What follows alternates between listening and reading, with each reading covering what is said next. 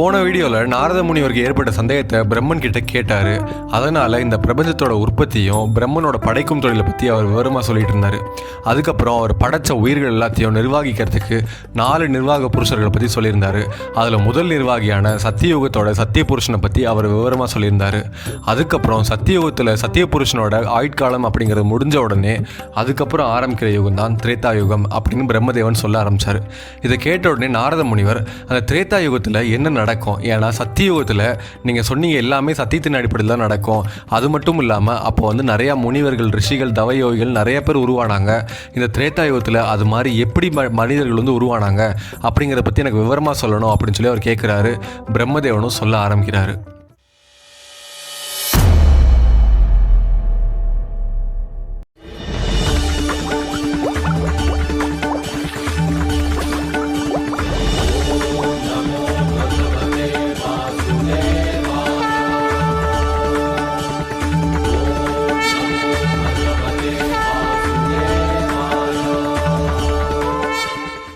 பிரம்மதேவன் நாரத முனிவரை பார்த்து சொல்றாரு, நாரத முனிவரே, போன யுகத்துல, அதாவது கிருத யுகம் அப்படின்னு சொல்லக்கூடிய சத்திய யுகத்துல அதோட ஆயுட்காலம் அப்படிங்கிறது 17,28,000 இருந்துச்சு. அந்த யுகத்துல அதீதமான முனிவர்கள், ரிஷிகள், தவயோகிகள் வந்தாங்க. அவங்க அதீத காலகட்டத்துக்கு அவங்க தவம் பண்றதுக்கான சூழல் ஏற்பட்டுச்சு. ஆனா இந்த திரேதா யுகத்துல அப்படிப்பட்ட சூழல் கொஞ்சம் கம்மியா இருக்கு அப்படின்னு சொல்லி சொல்றாங்க. அப்ப நாரத முனிவர் கேட்கிறாரு, இந்த திரேதா யுகம் எப்படிப்பட்ட யுகம், இந்த திரேதா யுக புருஷனை பத்தி நீங்க சொல்லணும் அப்படின்னு சொல்லி அவங்க கேட்கிறாங்க. அப்போ நாரத முனிவரை பார்த்து பிரம்மதேவன் சொல்றாரு, திரேதா யுக புருஷன் அவரோட ஆட்சி காலம் தொடங்குறப்போ என்னை பார்த்தாரு. அப்புறம் பார்க்குறப்போ அவரை பார்க்கறதுக்கே ஒரு வீரன் மாதிரி இருந்தார். உடல் வலிமை மிக்க ஒரு மனிதனாகவும் இருந்தார். அவர் கையில் யாகம் பண்ணுறதுக்கு தேவையான எல்லா பொருட்களையும் கொண்டு வந்தார். அவர் பார்க்கறதுக்கு வீரனாக இருந்தாலும் ஆனால் ஒரு தவயோகி மாதிரி தோற்றம் கொடுத்துட்டு இருந்தார். இப்படிப்பட்ட ஒரு தோற்றத்தோட திரேதா புருஷன் என் முன்னாடி வணங்கினாரு. அப்போ நான் திரேதா புருஷனை பார்த்து கேட்குறேன், உன்னோட சுபாவம் என்ன, நீ எப்படி இந்த அதிகாரத்தை, ஆட்சியை நடத்த போற அப்படின்னு சொல்லி கேட்குறப்போ திரேதா புருஷன் சொல்றாங்க, நான் பார்க்கறதுக்கு ஒரு வீரனை மாதிரியும், அது மட்டும் இல்லாமல் என் கையில் எல்லா யாக பொருட்களும் இருக்கு. அதனால என்னோட ஆட்சி காலத்துல என் சுபாவம் பரவுறப்போ மக்களுக்கிடையே யாக காரியங்கள் தான் முக்கியமானது அப்படின்னு சொல்லி எல்லாருமே யாகங்கள் பண்ண ஆரம்பிப்பாங்க. இறைவனுக்காக பல விசித்திரமான யாகங்கள், ஹோமங்கள் அப்படின்ற பழக்க வழக்கங்கள் மனிதர்களும் உண்டாகும். அது மட்டும் இல்லாமல் இந்த யுகத்தில் தன்னோட கடமையை செய்கிறது தான் தலையான காரியமாக எல்லாருமே நினச்சி பண்ணுவாங்க. தன்னோட கடமையிலிருந்து தவறுனது அப்படிங்கிறது மிகப்பெரிய குற்றமாக நினச்சி அவங்க மனசே தளர விட்டு அவங்க உயிரையும் மாற்றிக்குவாங்க. அந்த மாதிரி கடமைக்கு முக்கியத்துவம் கொடுக்குற ஒரு யுகமாக இருக்கும். அது மட்டும் இல்லாமல் இந்த யுகத்தில் தான் பிராமணர்கள் யாக காரியங்களில் அதிகமாக ஈடுபடுவாங்க. அது மாதிரி இந்த யுகத்தில் நான் அதிகமான யாக காரியங்களையும் ஹோம காரியங்களையும் கடவுளை யாகத்தின் மூலியமா தரிசிக்கிறதுக்கு எல்லா வழிகளையும் நான் காட்டுவேன் அப்படின்னு சொல்லி அவர் சொல்றாரு. அது மட்டும் இல்லாம என்னோட யுகத்துல அதீதமான வீரர்களும் உண்டாவாங்க. அந்த வீரர்கள் சாதுவான தோற்றமுடைய, சாதுவான குணமுடையவங்களாகவும் இருப்பாங்க. நான் எப்படி பார்க்கறதுக்கு ஒரு வீரனை போல ஆனா ஒரு தவயோகியை போல தோற்றம் அளிக்கிறனோ அந்த மாதிரி சுபாவம் கொண்ட பல பேர் இங்க தோற்றம் கொடுப்பாங்க. என்னோட சுபாவத்துக்கு எதிர்மறையா இருக்கக்கூடிய வீரர்கள் உருவானாங்க, இல்ல அசுரர்கள், அரக்கர்கள் உருவானாங்க அப்படின்னா அவங்கள நீங்க தான் பார்க்கணும் அப்படின்னு சொல்லி அவர் சொல்றாரு. அப்போ பிரம்மதேவர் சொல்றாரு, நீங்க கவலைப்படாதீங்க, உங்களோட சுபாவத்தை நீங்க மக்களிடையே கொண்டு போய் சேருங்க, அது மூலியமா இறைவன் அடையிறதுக்கான வழியை காட்டுங்க அப்படின்னு சொல்லி அவர் சொல்றாரு. உங்களோட சுபாவத்துக்கு எதிர்மறையா இருக்கக்கூடிய சுபாவம் கொண்ட ஏதாவது ஒரு அசுரன், அரக்கன் யாராவது வந்தாங்க அப்படின்னா அவங்கள வதம் பண்றதுக்கு அந்த மகாவிஷ்ணு அவதாரம் எடுப்பாரு. அதனால நீங்க கவலைப்படாதீங்க. எப்பவுமே ஒரு கஷ்டம் வருது அப்படின்னா அதை காக்கிறதுக்கு அந்த காக்கும் கடவுளான மகாவிஷ்ணு அவதாரம் எடுத்து காப்பாரு அப்படிங்கிறது நியதி.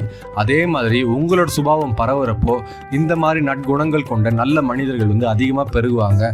அந்த சமயத்தில் இந்த மனிதர்களுக்கும் இந்த சுபாவம் கொண்டவங்களுக்கும் அச்சுறுத்தல் ஏற்பட்டுச்சு அப்படின்னா அவங்களை காப்பாற்றுறதுக்கு அந்த பரம்பொருளான மகாவிஷ்ணுவை அவதாரம் எடுப்பாரு அப்படின்னு சொல்லி திரேதாயுக புருஷன் கிட்ட பிரம்மதேவர் சொல்றாரு. இதை கேட்டுட்டு பிரம்மதேவன் கிட்ட திரேதாயுக புருஷன் சொல்றாரு, என்னோட காலத்துல வெறும் யாகங்கள் மட்டுமே பரவும் அப்படின்னு சொன்னேன் அப்படின்னா இது சத்தியுகம் மாதிரியே இருக்கும். ஆனா என்னோட ஆட்சி அதிகாரம், என்னோட நிர்வாகம்ங்கிறது கொஞ்சம் மாறுபட்டு இருக்கும். ஏன்னா நான் வீரனை மாதிரி உடல் பொருந்திருக்கிறதுனால என் கையில கோடாரி அப்படின்ற ஒரு ஆயுதமும் இருக்கும். அதனால தீயவர்கள் எதிர்க்கிறதுக்கு வீரர்களான மக்களும் இங்க முன் வருவாங்க. அதே சமயம் இந்த கோடாரியை வச்சு தப்பு செய்யறவங்க எல்லாரையும் அழிக்கிறதுக்கான ஒரு சுபாவத்தையும் எல்லாத்தையும் நான் கொடுப்பேன் அப்படின்னு சொல்லி அவர் சொல்கிறாரு. இதை கேட்ட உடனே பிரம்மதேவர் சொல்கிறாரு, இந்த கோடாரியை வச்சே இந்த நிர்வாகம் அப்படிங்கிறது ஆரம்பமாகட்டும் அப்படின்னு சொல்கிறாரு. அதே மாதிரி தான் திரேதாயுக புருஷன் வந்து அவரோட ஆட்சி அதிகாரத்தை செலுத்த ஆரம்பிக்கிறாரு. அவரோட சுபாவம் அப்படிங்கிறது பரவ செய்யுது. இப்படி திரேதாயுக புருஷனோட சுபாவம் பரவ செய்கிறப்ப தான் திரேதாயுக புருஷனோட ஆயுட்காலம் என்ன அப்படின்ற ஒரு சந்தேகம் நாரதருக்கு எழுது. அப்போ நாரத முனிவர் வந்து பிரம்மனை பார்த்து, திரேதாயுக புருஷனோட ஆயுட்காலம் என்ன, இது சத்தியுகத்தை விட அதிகமானதா இல்லை சத்தியுகத்தை விட கம்மியானதா அப்படின்னு கேட்குறப்போ பிரம்மதேவன் வந்து நாரதரை பார்த்து சொல்கிறாரு, சத்தியுகத்தில் வந்து 17,28,000 வருஷம் ஆயுட்காலமாக இருந்துச்சு. ஆனால் திரேதாயுகத்தில் வந்து 12,96,000 வருஷம் தான் ஆயுட்காலமாக இருக்கும்.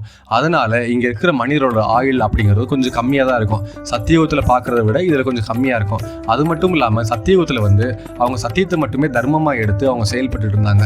அந்த சமயத்தில் அவங்க லட்சக்கணக்கான வருஷங்கள் வந்து தவம் பண்ணி இறைவன் அடையிறதுக்கான ஒரு சூழல் ஏற்பட்டுருந்துச்சு. ஆனால் இந்த திரேதாயுகத்தில் எல்லாமே வந்து இந்த யாகத்தின் வழி தான் வந்து கடவுள் அடைய முடியும் அப்படின்ற ஒரு சுபாவம் பரவுறதுனால இங்கே வந்து அது மாதிரி லட்சக்கணக்கான வருஷங்கள் தவம் பண்ண முடியாது. ஆனால் இங்கே இருக்கிற மக்கள் வந்து அதீதமான யாகங்கள் பண்ணுவாங்க. அஸ்வமேத யாகம் போல பல விசித்திரமான அற்புதமான யாகங்களை பண்ணுவாங்க. அது மட்டும் இல்லாமல் இந்த யுகத்தில் வந்து ஆயிரக்கணக்கான வருஷங்கள் மட்டுமே தான் மனிதர்களால் தவம் பண்ண முடியும். அந்த தவத்தின் மூலியமா இறைவனை அடையவும் முடியும் அப்படின்னு சொல்லி சொல்றாங்க. இப்படி யாக காரியங்களுக்கும் கடமைக்கும் வந்து முக்கியத்துவம் கொடுக்கக்கூடிய இந்த திரேதா புருஷ காலத்துல திரேதா புருஷனோட சுபாவம் அப்படிங்கிறது பரவ ஆரம்பிச்சது. அதனால இந்த யுகம் வந்து முதல்ல தோன்றின உடனே இங்கே யாக காரியங்கள் அப்படிங்கிறதுக்கு ரொம்ப அதீத முக்கியத்துவம் கொடுத்துருந்துச்சு. அதனால பல முனிவர்கள் பல ரிஷிகள் வந்து அநேக விதமான யாகங்கள் பண்ணி அந்த மகாவிஷ்ணுவை வழிபட ஆரம்பிச்சாங்க. அது மட்டும் இல்லாம இந்த யுகத்துல வந்து ஒரு மிகப்பெரிய வீரனான மகாவிஷ்ணுவோட அவதாரமான பரசுராமர் இந்த யுகத்துல தான் வந்து அவதாரம் எடுத்தாரு. அதனாலதான் வந்து பரசுராமர் கையில கோடாரி வச்சு அவர் தீய விஷயங்களை அழிக்க ஆரம்பிச்சாரு. எப்படி திரேதாயுக புருஷன் வந்து அவர் கையில கோடாரி வச்சுக்கிட்டு நான் வீரர்களையும் உற்பத்தி பண்ணுவேன் அப்படின்னு சொன்னாரோ அந்த லட்சணத்தை விளக்கும் விதமாக தான் பரசுராமர் வந்து அவர் கோடாரியோட அவர் அவதார நோக்கத்தை வந்து ஆரம்பிச்சாரு. அது மட்டும் இல்லாம இந்த யுகத்துல வந்து திரேதா புருஷனோட சுபாவத்துக்கு எதிர்மறையான சுபாவம் கொண்டிருந்த ஒரு மிகப்பெரிய அரசனான ஒரு அசுரனான ராவணன் வந்து தோன்றினாரு. அந்த ராவனோட அகங்காரத்தையும் அவரோட தீய குணத்தையும் ஒழிக்கிறதுக்காக ராம அவதாரம் அப்படின்ற அவதாரத்தை மகாவிஷ்ணு எடுத்து வந்தாரு. ராம அவதாரத்துல மகாவிஷ்ணு பார்க்கறதுக்கு ஒரு வீரனை போல இருந்தாலும் அவர் பல யாக காரியங்களுக்கு துணை நின்றாரு. அது மட்டும் இல்லாம அவர் வந்து முக்கியமா கடமைக்கு வந்து ரொம்ப கட்டுப்பாடா இருந்தாரு. தன் தந்தை சொல்ல கேட்டு அவர் கடமை தவறாம அவர் வந்து நடந்துகிட்டாரு. அது மட்டும் இல்லாம இந்த ராம அவதாரத்துல இவருக்கு உறுதுணையா இருக்கக்கூடிய வானர வீரனான அனுமாரும் வந்து பார்க்கறதுக்கு ஒரு வீரனை போல இருந்தாலும் ஒரு நல்ல சுபாவம் கொண்டவரா இருந்தாரு. இப்படி திரேதாயுக காலத்துல திரேதா புருஷனோட சுபாவத்தை மேற்கொண்டு தான் வந்து இந்த யுகம் அப்படிங்கிறது நடைபெற ஆரம்பிச்சது. காலப்போக்கில் வந்து 12,96,000 வருஷம் முடிஞ்ச உடனே திரேதாயுக புருஷனோட ஆயுட்காலம் அப்படிங்கிறது முடியுது. அது முடிஞ்சதுக்கு அப்புறம் துவாபர புருஷன் அவரோட ஆயுட்காலத்தை ஆரம்பிச்சு அவரோட நிர்வாகத்தை ஆரம்பிக்கிறாரு. இப்படி திரேதாயுகத்தோட திரேதா புருஷனோட லட்சணத்தையும் அவர் குணத்தையும் வந்து பிரம்மதேவர் வந்து சொன்னதை கேட்ட உடனே நாரத முனிவர் ரொம்ப ஆர்வத்தோட அவர் கேட்கிறாரு, அடுத்து இருக்கக்கூடிய துவாபர புருஷன் எப்படிப்பட்டவர்? ஏன்னா திரேதாயுக புருஷன் வந்து சத்தியுக புருஷனை விட கொஞ்சம் மாறுபட்டு இருந்தாரு. அப்படி இருக்கிறப்போ இந்த திரேதாயுக புருஷனை விட துவாபர புருஷன் மாறுபட்டு இருப்பாருன்னு தான் நினைக்கிறேன். அப்படி அந்த யுகத்துல வந்து என்ன நடக்க போகுது, அவரோட குணம் அப்படிங்கிறது எப்படி இருக்கும் அப்படிங்கிறது விரிவா சொல்லணும் அப்படின்னு சொல்லி அவர் கேட்கிறாரு. நாரத முனிவர் பிரம்மரை பார்த்து ரொம்ப ஆர்வமா கேட்கிறாரு, திரேதாயுக புருஷனை பத்தி சொல்லிட்டீங்க, துவாபர யுகத்தை பத்தி நீங்க சொல்லுங்க. அந்த துவாபர புருஷன் எப்படிப்பட்ட குணம் உடையவர், அவரோட ஆயுட்காலம் எவ்வளவு தூரம், அவர் வந்து அந்த யுகத்தை வந்து எப்படி நிர்வாகம் பண்ண போறாரு அப்படின்னு சொல்லி நாரத முனிவர் கேட்கிறாரு. இப்படி நாரத முனிவர் கேட்ட கேள்வி எல்லாமே நமக்கு தெரியணும் அப்படின்னா அடுத்து வர துவாபர யுகத்தோட வீடியோவை முழுசா பாருங்க. இந்த மாதிரி சுவாரஸ்யமான கதைகளை நீங்கள் புத்தகம் மூலியமாக படிக்கணும் அப்படின்னா அதுக்கான புக்கோட லிங்க் வந்து டிஸ்கிரிப்ஷனில் இருக்குது, நீங்கள் வாங்கி படிக்கலாம். இந்த மாதிரி சுவாரஸ்யமான புராண கதைகளுக்கு நம்ம ஏல் சேனலை சப்ஸ்கிரைப் பண்ணுங்கள். இந்த வீடியோ பிடிச்சிருந்துச்சுன்னா ஒரு லைக்கை போடுங்க. உங்கள் கருத்துக்கள் என்ன அப்படிங்கிற கமெண்ட் செக்ஷனில் லீவ் பண்ணுங்கள். அப்படியே மறக்காமல் இந்த வீடியோ உங்கள் ஃப்ரெண்ட்ஸ் அண்ட் ஃபேமிலிக்கு ஷேர் பண்ணுங்கள்.